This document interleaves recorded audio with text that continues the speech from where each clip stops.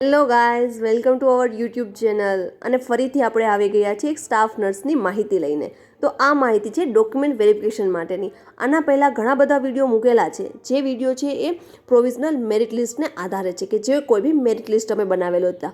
હવે આ વિડીયો છે ડોક્યુમેન્ટ વેરિફિકેશન માટેની માહિતીનો છે. તેમાં આપણે 10 પોઈન્ટ જોઈશું કે જે આપણે જરૂરના છે, કે જે આગળ જતાં તમને બધાને ખૂબ જ ઉપયોગી થશે કે ડોક્યુમેન્ટ વેરિફિકેશનમાં કઈ કઈ બાબતો અત્યારથી જ આપણે જાણી લેવી જોઈએ કે જે આગળ જતાં વેરિફિકેશનમાં આપણને કોઈ પણ જાતની તકલીફ ના પડે.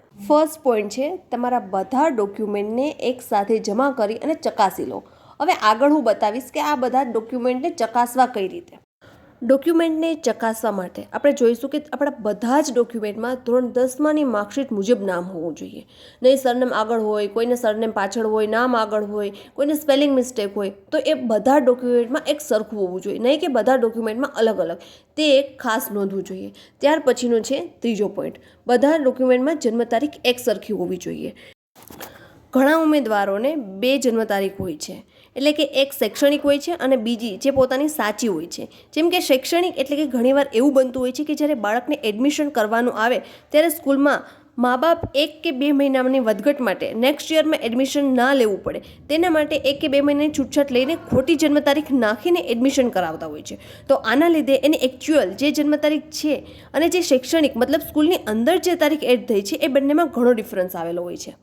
અને આ ડિફરન્સના લીધે ઘણા ડોક્યુમેન્ટમાં અલગ બર્થ ડેટ હોય છે અને ઘણા ડોક્યુમેન્ટમાં કોઈ અલગ જ તારીખ હોય છે, જેના લીધે તે ચકાસી લેવું ખૂબ જ જરૂરી છે કે એલસી મુજબ બધા ડોક્યુમેન્ટમાં એક સરખી જ જન્મ તારીખ હોવી જોઈએ.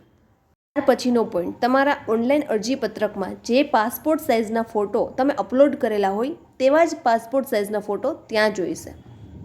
પછીનો પોઈન્ટ એ છે કે લગ્ન કરેલા ઉમેદવારોએ જે સિલેક્ટ થઈ ગયા છે તેને પોતાનું મેરેજ સર્ટિફિકેટ સાથે રાખવું. હવે પછીના જે પોઈન્ટ છે એ ખૂબ જ મોસ્ટ ઇમ્પોર્ટન્ટ છે. એસસીબીસીના કેટેગરીના ઉમેદવારોને નોન ક્રિમિલિયર સર્ટિફિકેટની મહત્તમ અવધિ થયા વર્ષ સુધી 3 નાણાકીય વર્ષની રહેશે. પરંતુ આવું પ્રમાણપત્ર સંબંધિત જાહેરાત માટે ઓનલાઈન અરજી કરવાની છેલ્લી તારીખ સુધીમાં થયેલ હોવું જોઈએ. જો આ પ્રમાણપત્ર છે 1/4/2022 થી 3/11/2024 દરમિયાન મેળવેલ હોય તેવું પ્રમાણપત્ર ધરાવતા હશે તો જ ઉપલી વયમર્યાદામાં છૂટછાટ અને કેટેગરીની અનામત જગ્યાનો લાભ મળવાપાત્ર રહેશે.